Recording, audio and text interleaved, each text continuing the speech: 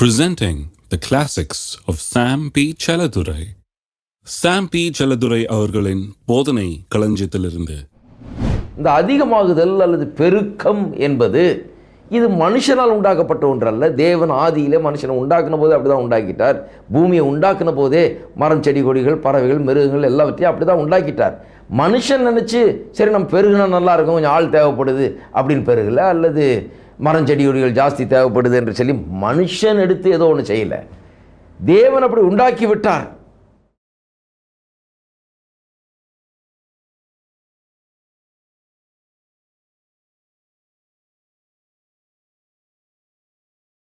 கர்த்தர் நல்லவர் என்கிற இந்த நிகழ்ச்சியின் மூலமாக கடந்த பல வாரங்களாக பொருளாதார செழிப்பு குறித்த சத்தியங்களை நான் பகிர்ந்து கொண்டு வருகிறேன். இதை பல்வேறு பகுதிகளாக நாம் பார்த்து வருகிறோம். இன்றைக்கு 4வது பகுதிக்கு செல்ல இருக்கிறோம். 4வது பகுதி பெருக்கம் என்கிற பகுதி. இன்க்ரீஸ், பெருக்கம். பெருக்கம் என்று சொன்னால் அதிகமாகுதல். தேவன் பெருக்கத்தின் தேவனாயிருக்கிறார் என்பதைத்தான் இன்றைக்கு நான் முக்கியமாக எடுத்து காண்பிக்க விரும்புகிறேன். எல்லா விதத்திலும் தேவன் பெருக்கத்தை விரும்புகிறார் என்பதுதான் வேத வசனத்தின் சத்தியம்.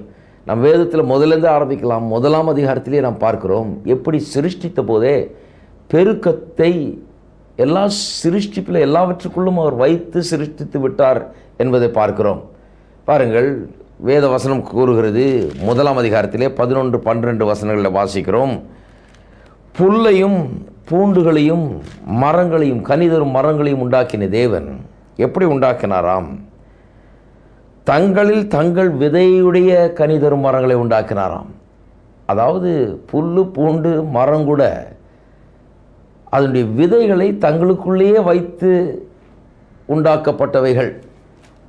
அதில் என்ன முக்கியமாக கவனிக்க வேண்டியது என்று சொன்னால், இது இன்னும் அதிகம் உண்டாக வேண்டும் என்று சொன்னால் அதில் உள்ள விதையை எடுத்து விதைத்தால் இன்னும் அதிகமாக வளரும். வளரும்போது அதுக்குள்ளேயும் விதை இருக்குது. இப்படி பெருகி கொண்டே போக வேண்டும். பெருக்கத்துக்கு வழி உண்டாக்கியே தான் சிருஷ்டித்திருக்கிறார். எல்லா ஜீவராசிகளையும் பெருக்கத்துக்கு என்றே அவர் சிருஷ்டித்திருக்கிறார் என்பதை வேத வசனத்தில் வாசிக்கிறோம். வெறும் புல்லு, பூண்டு, மரங்கள் மட்டுமல்ல, பறவைகளை பாருங்கள், மிருகங்களை பாருங்கள், அவைகள் கூட தங்கள் ஜாதியின்படி பிறப்பிக்கும்படியாக உண்டாக்கி இருக்கிறார். மனிதர்களை பாருங்கள், மனிதனை தேவன் உண்டாக்கின போதும் ஆதியாகமம் 1ஆம் அதிகாரத்தில் வாசிக்கிறோம் 26ஆம் வசனத்திலே தேவன் எப்படி உண்டாக்க போகிறேன்னு சொல்கிறார். முதல்ல தன்னுடைய சாயலின்படி தம்முடைய ரூபத்தின்படி உண்டாக்க போகிறேன்னு சொல்லுகிறார். சொல்லிட்டு 27ஆம் வசனத்தில் உண்டாக்குகிறார். எப்படி உண்டாக்குகிறார்? ஆணும் பெண்ணுமாக அவர்களை சிருஷ்டித்தார் என்று எழுதியிருக்கிறது. பிறகு 28ஆம் வசனத்தில் வாசிக்கிறோம், பின்பு தேவன் அவர்களை நோக்கி, நீங்கள் பலுகி பெருகி பூமியை நிரப்பி அதை கீழ்ப்படுத்தி சமுத்திரத்தின் மச்சங்களையும் ஆகாயத்து பறவைகளையும் பூமியின் மேல் நடமாடுகிற சகல ஜீவ ஜந்துகளையும் ஆண்டு கொள்ளுங்கள் என்று சொல்லி தேவன் அவர்களை ஆசீர்வதித்தார். சிருஷ்டித்தது மட்டுமல்ல, ஏதோ ஒன்றுக்காக அவர்களை ஆசீர்வதிக்கிறார். அந்த ஆசீர்வாதம் எதற்காக? அவர்கள் பலுக வேண்டும், பெருக வேண்டும், பூமியை நிரப்ப வேண்டும். அங்கேதான் இந்த அதிகமாகுதல், பெருக்கம் என்கிறத பார்க்கிறோம். இப்படியே இருக்கக்கூடாது. வெறும் ஒரு மனுஷன் ஒரு மனுஷி என்றல்ல, வெறும் இந்த சின்ன ஏதேன் தோட்டம் என்றல்ல, இந்த முழு உலகமே ஏதேன் தோட்டத்தை போல் ஆக வேண்டும். இந்த மனிதர்கள் வெறும் இந்த 2 மனிதர்கள் அல்ல, இவர்கள் இருவரும் சேர்ந்து ஒரு பெரிய சந்ததியை உருவாக்க வேண்டும். இந்த பூமி முழுக்க அவர்களால் நிறைந்திருக்க வேண்டும். தேவனுடைய மகிமை விளங்க வேண்டும் என்பதுதான் தேவனுடைய சித்தமாக இருந்தது. ஆகவே பலுகி பெருகி பூமியை நிரப்பி என்று சொல்கிறார். பலுகி பெருகிறது என்கிறது ஏதோ ஒரு ஆண் ஒரு பெண்ணை உண்டாக்கி இருக்கிற இனிமேல் நீங்கள் இன்னும் அதிகமாக பிறப்பீங்கள் என்பது மட்டுமல்ல, வெறும் பிள்ளைகளை பெற்றுக்கொள்கிறது என்று மட்டுமல்ல, சந்ததியை உருவாக்குகிறது என்று மட்டுமல்ல, அதற்கு மேலாக நான் நினைக்கிறேன் இந்த பலுகி பெருகி பூமியை நிரப்புங்கள் என்கிறது இவருடைய தாளந்துகள், இவர்களுக்குள்ளே வைக்கப்பட்டிருக்கிற ஆற்றல்கள், கிருபைகள் எல்லாவற்றுமே பெருக வேண்டும். இவர்கள் ஆவி, ஆத்மா, சரீரம் எல்லாவற்றிலும் பெருக வேண்டும். பொருளாதாரத்தில் பெருக வேண்டும். தேவன் எல்லாவற்றையும் ஏற்படுத்தி கொடுத்திருக்கிறார், தாராளமாக கொடுத்திருக்கிறார். ஆனால் அதை எடுத்து இன்னும் பெருக்க வேண்டும். இவர்களுக்கு வேண்டியதுக்கு மேலே அங்கே ஏதேன் தோட்டத்தில் வைத்து விட்டார். ஆனால் இவர்கள் பலுகி பெருக வேண்டும். இப்படியே இருந்துடக்கூடாது. பலுகி பெருக வேண்டும். வெறும் எண்ணிக்கையில் ஆட்கள் பெருக வேண்டும் என்கிறது மட்டுமல்ல, எல்லா விதத்திலும் அவர்கள் பெருக வேண்டும் என்கிற விதத்தில் தான் இங்கே வேதவசனம் சொல்லி இருக்கிறது. ஆகவே எல்லா ஜீவராசிகளும் பெருக வேண்டும் என்ற அந்த நோக்கத்துடனே உண்டாக்கப்பட்டது மட்டுமல்லாமல் அவ்விதமான ஆற்றல் அதற்குள்ளாகவே வைக்கப்பட்டிருக்கிறது. ஆகவே நான் சொல்லுகிறேன், இந்த அதிகமாகுதல் அல்லது பெருக்கம் என்பது இது மனுஷனால் உண்டாக்கப்பட்ட ஒன்றல்ல. தேவன் ஆதியிலே மனுஷனை உண்டாக்குன போதே அப்படி தான் உண்டாக்கிட்டார். பூமியை உண்டாக்குன போதே மரம், செடி, கொடிகள், பறவைகள், மிருகங்கள் எல்லாவற்றையும் அப்படி தான் உண்டாக்கிட்டார். மனுஷன் நினச்சி சரி நம்ம பெருகுனா நல்லா இருக்கும், கொஞ்சம் ஆள் தேவைப்படுது அப்படின்னு பெருகலை, அல்லது மரம், செடி, கொடிகள் ஜாஸ்தி தேவைப்படுது என்று சொல்லி மனுஷன் எடுத்து ஏதோ ஒன்று செய்யலை. தேவன் அப்படி உண்டாக்கி விட்டார், தேவன் அப்படி செய்து விட்டார். ஆகவே இது மனுஷன் உண்டாக்கின காரியம் அல்ல. It is not a man thing. இது பிசாசு கொண்டு வந்த காரியம் இல்லை. ஏனென்றால் இன்றைக்கு அநேகர் சொல்லுகிறார்கள், இந்த பெருக்கம் அதிகமாகுதல் என்று பேச உடனே இதெல்லாம் உலக பிரகாரமான போதனையாக இருக்குது, ஆவிக்குரிய போதனையாக இது, உலக பிரகாரமான காரியங்களை பேசிக்கிட்டு இருக்கிறீங்க நீங்கள். இதெல்லாம் என்ன பெருகுகிறது, என்ன பொருளாதாரத்தில் பெருகுகிறது, என்ன இதில் பெருகிறது, அதில் பெருகிறது என்று கேட்கிறார்கள். நான் சொல்லுகிறேன், மனுஷராய் பிறந்த எவனுக்குள்ளும் இந்த பெருக வேண்டும் என்கிற வாஞ்சை இருக்கிறது. எல்லா மனுஷருமே பெருகக்கூடியவர்களாக இருக்கிறார்கள். அவர்கள் எல்லாருமே ஒன்றை பிறப்பிக்கக்கூடியவர்களாக இருக்கிறார்கள், எல்லா விதத்திலும் பிறப்பிக்கக்கூடியவர்களாக இருக்கிறார்கள். அதான் வேதவசனத்தின் சத்தியம். ஆகவே இந்த பிறப்பிக்கிறது அல்லது பெருகுகிறது, அதிகமாகிறது என்கிறது மனுஷன் ஏற்படுத்தின ஒரு ஒழுங்கல்ல. பிசாசு கூட அதை கொண்டு வரல. இது தேவன் ஏற்படுத்தின ஒழுங்கு. It is a god thing. Increase is a god thing. இது தேவனால் உண்டாக்கப்பட்ட ஒழுங்கு. இது தேவனுடைய சித்தம், விருப்பம், நோக்கம், இது திட்டம். இதை எப்படித்தான் நாம் பார்க்க வேண்டும். ஆகவே தான் நான் சொல்லுவேன், பெருக்கம் அதிகமாக வேண்டும் என்கிற அந்த உத்வேகம் தான் எல்லாரையும் இன்றைக்கு ஆட்டி படைக்கிறது. மனுஷரை மட்டுமல்ல, எல்லா ஜீவ ஜந்துக்களையும் ஆட்டி படைப்பது இந்த அதிகமாக வேண்டும் என்கிற ஒரு உந்துதல். அது எல்லாருக்குள்ளும் இருக்குது பாருங்க. பொருளாதாரத்திலும் இப்படி தான் பெருக்கம் வேண்டும் என்கிற வாஞ்சை எல்லாருக்குள்ளும் இருக்கிறது. பொருளாதாரத்தில் பெருக்கம் வேண்டும் என்கிறது என்பது ஏதோ ஒரு லௌகீகமான ஒரு எண்ணம் அல்ல, ஒரு உலக பிரகாரமான ஒரு எண்ணமோ நோக்கமோ அல்ல. தேவன் அப்படி மனுஷனை உண்டாக்கி விட்டார். எல்லாவற்றிலும் அவன் பெருக வேண்டும். எப்படி பிள்ளைகளை பிறப்பிக்கிறானோ, எப்படி சந்ததி பெருகிறதோ, எப்படி அறிவு, ஆற்றல் எல்லாவற்றிலும் பெருகிறானோ, எப்படி மற்ற வாழ்க்கையின் எல்லா ரீதியிலும் அவன் பெருகிறானோ, அதுபோல அவன் பொருளாதாரத்திலையும் பெருக வேண்டும் என்பது அவனுக்குள்ளே வைக்கப்பட்டிருக்கிற ஒரு தேவனுடைய ஏற்பாடு, அது ஒழுங்கு. அதனால்தான் பொருளாதார பெருக்கத்தை அவன் தேடுகிறான். இதை யாரும் மறுக்கவே முடியாது பாருங்க. ஆகவே தான் பல முயற்சிகளை அவன் எடுக்கிறான். பல கட்டான சூழ்நிலையில் கூட கடும் முயற்சியோடு அவன் முன்னேற பார்க்கிறான். ஏனென்றால் முன்னேறுவதில் தான் அவனுக்கு சந்தோஷம் இருக்கிறது. அப்பொழுதுதான் அவனுக்கு மன நிறைவு ஏற்படுகிறது. ஏனென்றால் அதுக்கிலே உண்டாக்கப்பட்டவன். அவன் அதிகமாக வேண்டும், பெருக வேண்டும், அவனுடைய ஆற்றல் பெருக வேண்டும், அவனுடைய திறமைகள் பெருக வேண்டும், எல்லாம் பெருக வேண்டும். அப்போ தான் அவனுக்கு அதில் சந்தோஷம் ஏற்பட முடியும். பணமும் பெருக வேண்டும். அப்படி தான் மனுஷனை கர்த்தர் உண்டாக்கி இருக்கிறார். ஆகவே தான் பாருங்கள், இன்றைக்கி சிலர் பெருக்கம் ஏற்படலைன்னா ஒரு வேலையை விட்டு இன்னொரு வேலை போகிறது மட்டுமல்ல, அநேக நேரத்தில் என்ன பண்ணுகிறார்கள், ஒரு ஊரை விட்டு இன்னொரு ஊர் போகிறதுக்கு ஆயத்தமாகிறார்கள். நாட்டை விட்டே கடல் கடந்து ஆயிரக்கணக்கான மைல் தூரத்துக்கு சென்று அந்நிய தேசத்திலே அந்நிய கலாச்சாரத்தின் மத்தியில் வாழ்ந்து, அந்நிய மக்கள் மத்தியில் வாழ்ந்து, பாஷை கூட தெரியாத இடத்துல இருந்து வாழ்ந்து, எப்படியாவது பொருளாதாரத்தில் பெருக்கம் வேண்டும் என்பதை அவர்கள் தேடுகிறார்கள், வாஞ்சிக்கிறார்கள், நாடுகிறார்கள். அது வரலைன்னா ஏதோ ஒன்று தாங்கள் சரியாக செய்யவில்லைங்கிறது போல் ஒரு உணர்வு ஏற்படுகிறது. அதை பற்றி ஆச்சரியப்படுறதுக்கு ஒன்றும் இல்லை. ஏனென்றால் தேவன் அப்படி தான் மனுஷனை உண்டாக்கிட்டார். இருக்கிற நிலையிலேயே அப்படியே கெட என்று சொல்லி ஒரு உண்டாக்கவில்லை. உனக்குள்ளே ஆற்றலை வைத்திருக்கிற, திறமையை வைத்திருக்கிற ஏராளமான பொட்டென்ஷியல் உனக்குள்ளே புதைந்து கிடக்கிறது. இதெல்லாம் நீ வெளிப்படுத்த வேண்டும், இதெல்லாம் வளர வேண்டும், இதெல்லாம் நீ பண்படுத்த வேண்டும், இதை காக்க வேண்டும், இதை வளர்க்க வேண்டும் என்று சொல்லி அப்படி தான் மனுஷனை வைத்திருக்கிறார். ஆகவே அவன் அதற்கேற்ற காரியங்களை நாடுகிறான், தேடுகிறான், செய்கிறான் என்பதுதான் வேதவசனத்தின் உண்மையாக இருக்கிறது. அருமையானவர்களே, கொஞ்சம் சிந்தித்து பார்க்க வேண்டும்.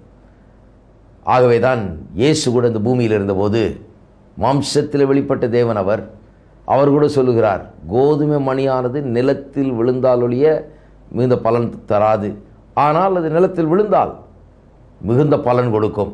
தேவன் இவரை எதுக்கு இந்த உலகத்தில் அனுப்பினார் என்பது குறித்து அங்கே சொல்லுகிறார். எதுக்கு கல்வாரி சிலுவையில் இவர் சாக வேண்டும் என்பது குறித்தும் சொல்லுகிறார்.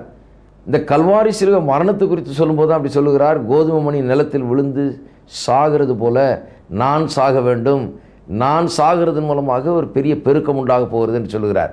கடவுள் ஒன்று தன்னுடைய குமாரனை அனுப்பி உலகத்தில் சும்மா சாகடிக்கிறது கொடுக்கல.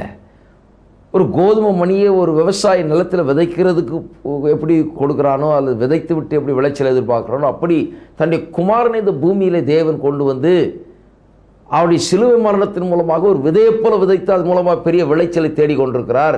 தேவனே பெருக்கத்தின் தேவன். அவர் பெருகாமல் இருக்க முடியாது. பெருக்கத்துக்காகவே தான் நம்மை உண்டாக்கினார். அவருக்கு ஒரே ஒரு குமாரன் இருந்தார்.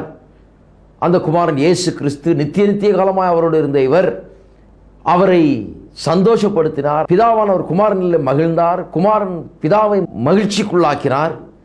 இப்படிப்பட்ட ஒரு உறவு அவர்களுக்குள்ளே இருந்தது. ஆகவே பிதாவானவர் இப்படி இன்னும் அநேக குமாரத்திகளுக்கு தேவை என்று சொல்லி தான் மனுஷனை உண்டாக்கினார். அதுக்கு தான் மனுவர்க்கமே உண்டாக்கப்பட்டது.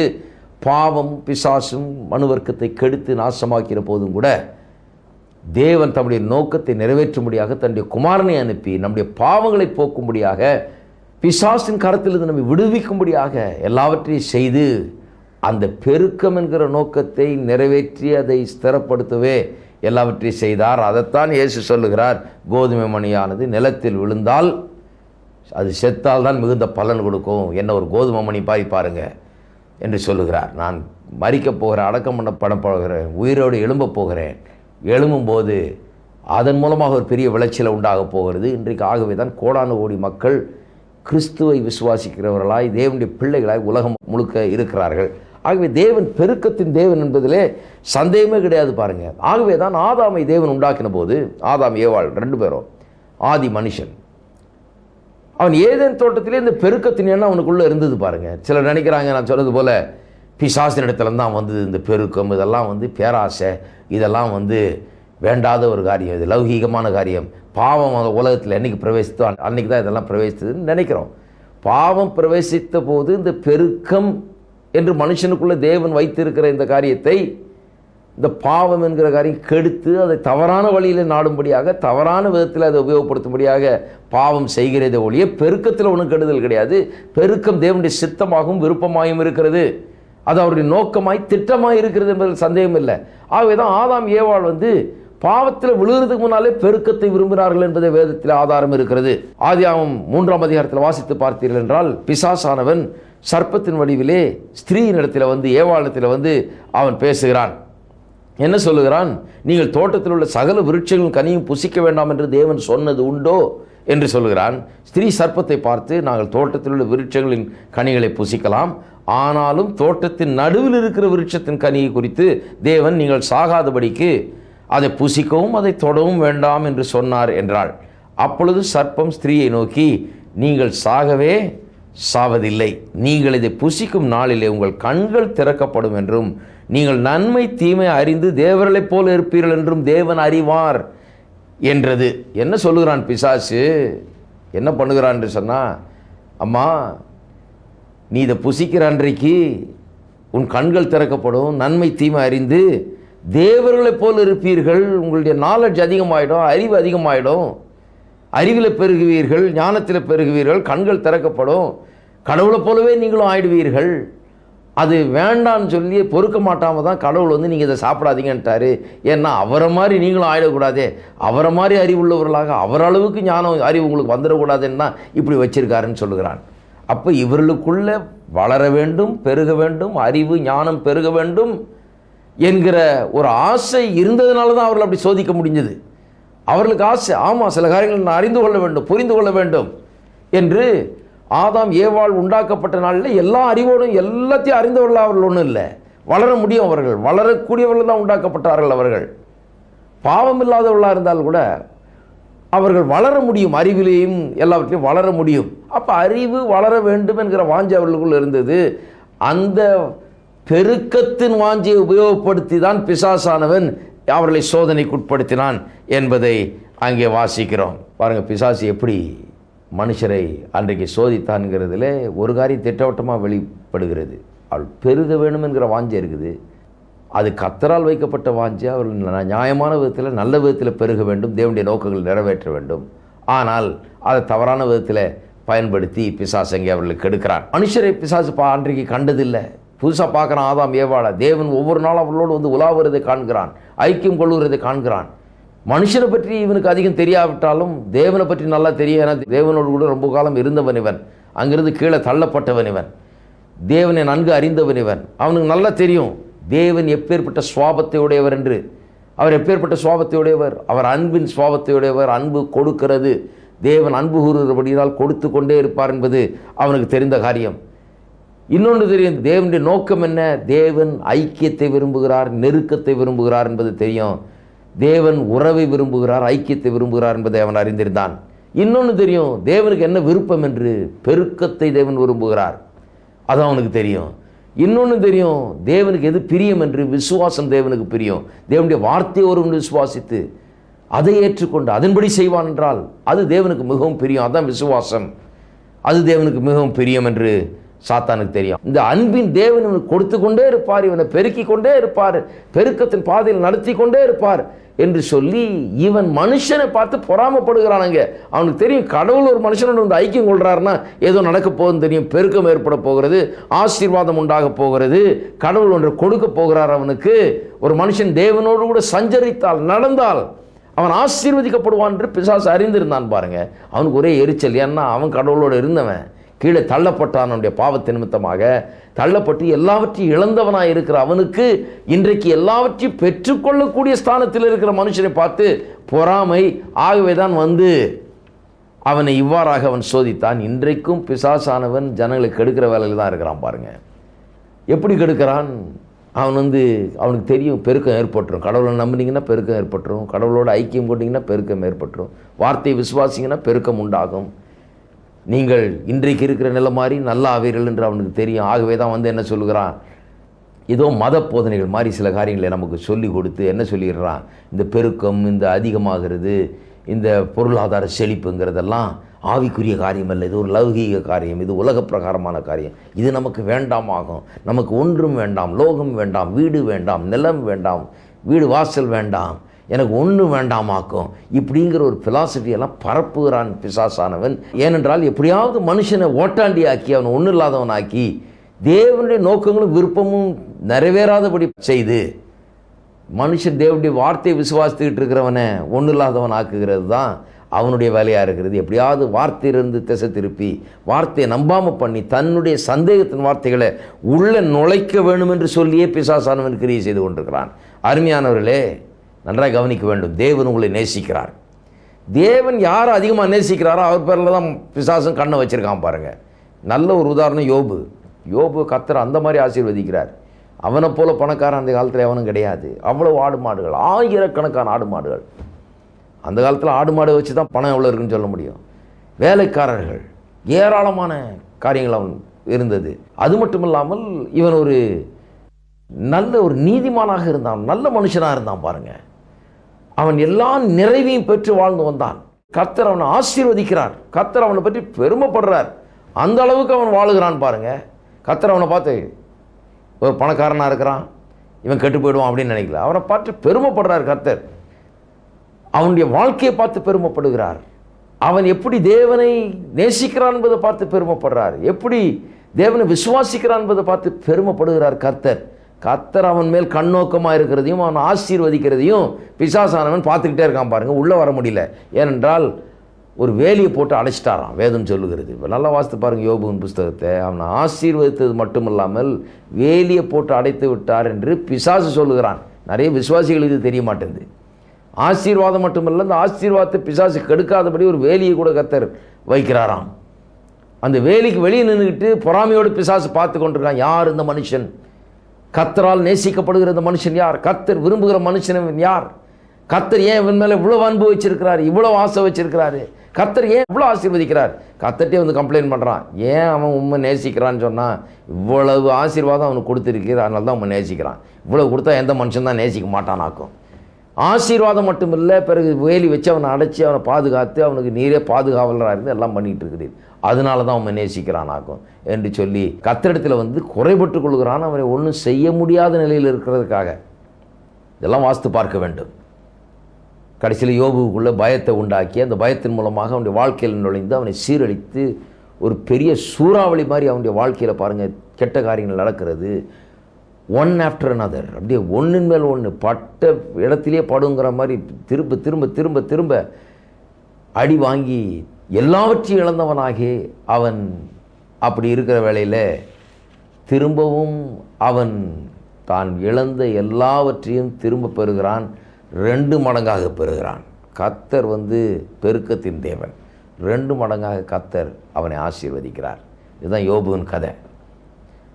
ஆனால் என்ன சொல்ல வருகிறேன், கர்த்தர் எந்த மனுஷனை ஆசீர்வதிக்கணும்னு கண்ணை வச்சிருக்காரோ அந்த மனுஷன் மேலே பிசாசு ரொம்ப கண்ணாக இருக்கிறான். ஏன்னா ஏன் இந்த மனுஷனை ஆசீர்வதிக்கிறார், இவன் ஏதாவது செஞ்சிருவான் பெருசாக, இந்த மனுஷன் ஏதாவது உருப்பிட்டு ஏதாவது பெருசாகி கர்த்தருக்காக பெரிய காரியங்களை செய்ய ஆரம்பிச்சிருவான்னு தான் கண்ணாக இருக்கிறான்னு பாருங்கள். இன்றைக்கு ஜனங்களை பிசாசு இந்த விதத்தில் தான் கெடுக்கிறான் பாருங்கள். பிசாசு ஒன்றும் பெரிய ஒரு சக்தி கிடையாது, வானத்திலேருந்து வரைந்து இறங்கி அவன் பாட்டுக்கு எதையாவது ஒன்று செய்ய கூடுமென்கிற நிலையில் அவன் ஒன்றும் இல்லை. இந்த மாதிரி ஏமாத்துகிற ஒரு சக்தி, பொய்யை பரப்புகிற ஒரு சக்தி. அவன் ஒரு பெரிய ஒரு பலசாலி இல்லை, ஏதோ நம்ம வீட்டில் இறங்கி நம்ம அப்படியே நாசமாக்குறதுக்கு. அவன் பொய்யன். இந்த பொய்யின் மூலமாக தான் அவன் கிரியை செய்கிறான் பாருங்கள். என்ன பொய்? முக்கியமாக பிசாசு வேலை செய்கிறது எப்படி? ஒரு வஞ்சிக்கிற பொய்களை சொல்லி மனதை கெடுத்து தேவன் பேரில் இருக்கிற விசுவாசத்தை கெடுத்து போடுகிறான். நான் நினைக்கிறேன் இந்த பெருக்கம் என்கிற காரியத்தில் பிசாசானவன் பல பொய்களை மக்கள் மத்தியில் பரப்பி வருகிறான், பரப்பி அவர்களை கெடுக்க பார்க்கிறான்.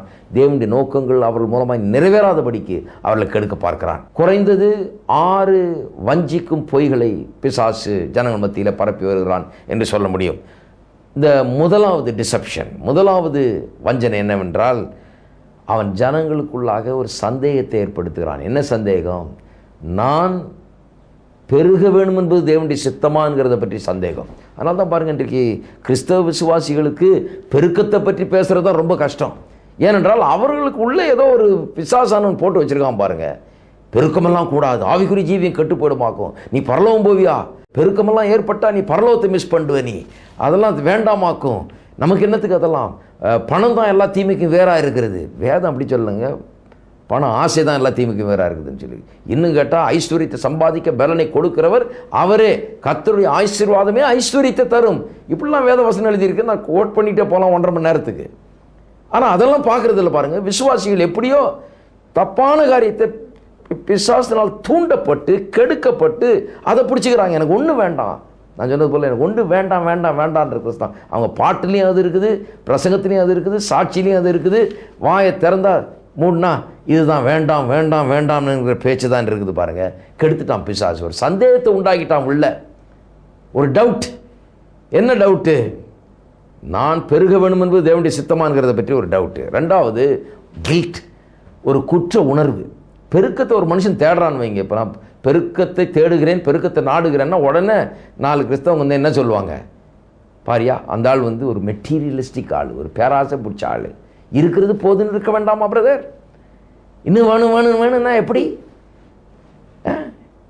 அப்படின்னு சொல்லி ஒரு பேராசை பிடிச்ச ஒரு மனுஷனா, இது பொல்லாத ஒரு மனுஷனா அவர்களை சித்தரித்து அப்படி பேசுவார்கள். ஆனால் அவர்கள் யார் அப்படி சொல்லுகிறார்களோ அவர்களை பார்த்தீங்கன்னா என்ன தெரியுமா வழங்கும்? அவர்கள் தாங்கள் செய்கிற காரியங்களை இன்னும் நன்றாக செய்ய வேண்டும் என்று விரும்புகிறவர்கள், தங்களுடைய தொழிலில், தங்களுடைய வியாபாரத்தில், தங்களுடைய காரியங்களில் இன்னும் சிறந்து வழங்க வேண்டும் என்று விரும்புகிறார்கள். அதற்கான முயற்சிகளில் ஈடுபடுகிறார்கள், பெரும் முயற்சியில் ஈடுபடுகிறார்கள், நன்றாய் வேலை செய்கிறார்கள், உண்மையாக செய்கிறார்கள். அதை பார்த்துட்டு பேராசக்காரன் தான் அவ்வளோ சம்பாதிக்கணும்னு உழைச்சிக்கிட்டு இருக்கிறான், அவன் பொருளாசக்காரன் அப்படின்னு சொல்லி பேச ஆரம்பித்து விடுகிறார்கள். ஒரு பிசாசானவன் இப்படிப்பட்ட காரியங்களை கொண்டு ஒரு கில்ட், ஒரு குற்ற உணர்வை திணித்து விடுகிறான், கெடுத்து போட்டு விடுகிறான் தேவனுடைய நோக்கம் நிறைவேறாதபடிக்கு. டவுட்டாக இருக்கட்டும், கில்ட்டாக இருக்கட்டும், ரெண்டுமே கெடுக்குது மனுஷனை. 3வது ஒரு ஆட்டிடியூட் ஆஃப் செல்ஃப் சஃபிஷியன்சி. அதாவது கடவுள் எனக்கு தேவையில்லை, நானே பார்த்துக்குவேனாக்கும், நானே பெருகிக்குவேனாக்கும், நானே சம்பாதிச்சுக்குவேனாக்கும், என் உழைப்பு, என் திறமை, என் ஆற்றல் என்று அப்படி போய்விடுகிறார்கள் சிலர்கள். இது பிசாசு உண்டு பண்ணுகிற ஒரு காரியம். மனுஷனுக்குள்ளே இன்க்ரீஸ் ஆகணும்னு ஒரு எண்ணம் இருக்குது, பெருகணும்னு. அதை தவறான முறையில் பிசாசு உண்டார். நான் என் முயற்சியினால், என்னுடைய பலத்தினால், என்னுடைய ஞானத்தினால், என்னுடைய அறிவினால் பண்ணுறேன்னு கடவுளை விட்டுட்டு அவன் சக்ஸஸை தேடிக்கொண்டிருக்கிறான், வெற்றியை தேடிக்கொண்டிருக்கிறான். கடைசியில் என்ன ஆகுது? வெற்றி உண்டாகுது. ஆனால் பொருளாதாரத்தில் சில நேரத்தில் வெற்றி உண்டாகுது, ஆனால் குடும்பத்தில் வெற்றி இல்லை, மற்ற காரியங்களில் வெற்றி இல்லை, உள்ளத்தில் சமாதானம் இல்லை, நிம்மதி இல்லை, சந்தோஷம் இல்லை. பெரும் பணக்காரர்களாக இருக்கலாம், ஆனால் உள்ளத்தில் சமாதானமே இல்லாத வாழ்ந்து கொண்டு என்றைக்கு சாகலாம் என்று எண்ணிக்கொண்டிருக்கிறவர்கள் கூட இருக்கிறார்கள். இதுதான் உண்மை. ஏனென்றால் அது கர்த்தரால் வந்ததல்ல. பாருங்கள், கர்த்தரால் வரும்போது வேதவசனம் சொல்லுது, கர்த்தருடைய ஆசீர்வாதமே ஐஸ்வர்யத்தை தரும், அவர் அதனுடனே வேதனையை கூட்டார் என்று எழுதியிருக்கிறது. 4வது பொறாமை. பிசாசானவன் இந்த பெருக்கத்தின் எண்ணம் உள்ள கர்த்தர் வச்சுட்டா பாருங்க, அந்த எண்ணத்தை தவறாக ட்விஸ்ட் பண்ணுறான். இப்போது மற்றவர்களை பார்த்து பொறாமை, நிறைய சிலத்தில் கிறிஸ்தவர்கள் கூட பாருங்கள் மற்றவர்களை பார்த்து பொறாமப்படக்கூடியவர்களாக இருக்கிறாங்க. ஏனென்று சொன்னால் அவளுக்கு புரியல, சத்தியம் புரியல. நான் இன்னொரு ஆளை பார்க்கும்போது அவர் நன்றாக இருக்கிறத பார்க்கும்போது எனக்குள்ள என்ன தோணணும், அவர் நன்றாக இருக்கிறாருன்னா கடவுள் என்னையும் ஆசீர்வதிப்பார், அவர் ஆசீர்வதித்த கடவுள் தானே என்னுடைய கடவுளும், நானும் அவரை விசுவாசிக்க வேண்டும், நானும் சரியாக காரியங்களை செய்ய வேண்டும், அப்போ எனக்கும் அந்த ஆசீர்வாதம் வரும். அவர் ஆசீர்வதிக்கப்பட்டிருப்பது எனக்கு ஒரு ஆதாரம் மாதிரி, நிச்சயமாக அது நடக்கும்ங்கிறதுக்கு. ஆகவே நான் கர்த்தரை ஸ்தோத்திரிக்கிறேன். ஆனால் பிசாசு பாருங்கள் ஒரு பொறாமையை உண்டாக்கி வீணாக அதை பற்றி சிந்தித்து நம்முடைய உள்ளத்தை கெடுத்து, மனதை கெடுத்து, பேச்சை கெடுத்து, வாழ்க்கையை கெடுக்கிறது தான் பிசாசுடைய வேலை. 5வது, பொருட்களை குறித்த ஒரு கெட்ட ஆசை. அதாவது எல்லாத்தையும் தானே வாரி கொட்டிக்க வேண்டும், யாருக்கும் கொடுக்கக்கூடாது, எல்லாம் என்னது அதிகம் பெருக வேணும் என்ற எண்ணம் இருக்குது. ஆனால் அதில் ஒரு ட்விஸ்ட்டு, அதில் ஒரு சின்ன ஒரு கெடுதலை உண்டு பண்ணிடுறான் பிசாசான. பெருகி பெருகி எல்லாத்தையும் மூட்டை கட்டி தான் உட்காந்துக்கணும், தான் பிடிச்சிக்கணும், வேறு யாருக்கும் கொடுக்கக்கூடாதுங்கிற எண்ணம். அப்போ கெட்டு போச்சு, தேவனுடைய நோக்கங்கள் கெட்டு போச்சு, அந்த மனுஷனுடைய வாழ்க்கை கெட்டு போச்சு, எல்லாமே கெட்டு போச்சு. 6வது காரியம், தவறான விதத்திலே பெருக்கத்தை தன்னுடைய வாழ்க்கையில் ஏற்படுத்தி கொள்ளலாம் என்கிற ஒரு எண்ணத்தையும் பிசாசு உண்டு பண்ணுகிறான். என்ன பண்ணுகிறான், நியாயமான விதத்தில் சம்பாதிக்கிறதை விட்டு தவறான விதங்களில் எப்படி பணத்தை சம்பாதிப்பது, எப்படி பெருகுவது என்கிறதை அவன் நாட ஆரம்பித்து விடுறான். ஏனென்றால் பிசாசு இந்த பெருக வேணும் என்கிற அந்த தெய்வீகமான எண்ணத்தை கெடுக்கிறது தான் அவனுக்கு வேலை. எப்படியாவது தேவனுடைய நோக்கம் நிறைவேறக்கூடாது, உருப்படக்கூடாது, மனுஷன் அவன் வாழ்ந்திருக்கக்கூடாது, அவன் கெட்டு போக வேணும் என்கிற எண்ணத்திலே தான் இதையெல்லாம் செய்கிறான். ஆனால் தேவன் சொல்லுகிறார், நான் நீ இன்றைக்கு இருக்கிறதை காட்டிலும் 1000 மடங்கு பெருக வேணும் என்று விரும்புகிறேன் என்று சொல்லுகிறார். மோசே இஸ்ரவேல் மக்களுக்கு சொல்லும்போது, நீங்கள் இன்றைக்கே வானத்து நட்சத்திரத்தை போல இருக்கிறீங்க, தேவன் வாக்குத்தத்தம் பண்ணபடி உங்களை ஆசீர்வதித்திருக்கிறார், ஆனால் தேவன் இனிமேலும் உங்களை 1000 மடங்கு பெருக பண்ணுவாராக என்று அவன் சொல்லுகிறான். நான் உங்களுக்கு இன்றைக்கு சொல்லுகிறேன் அருமையானவர்களே, தேவன் உங்களை பெருக பண்ண விரும்புகிறார். பெருகுவது தேவனுடைய சித்தம். ஏனென்றால் கர்த்தர் உங்களை நேசிக்கிறார். சிந்தித்து பாருங்கள்.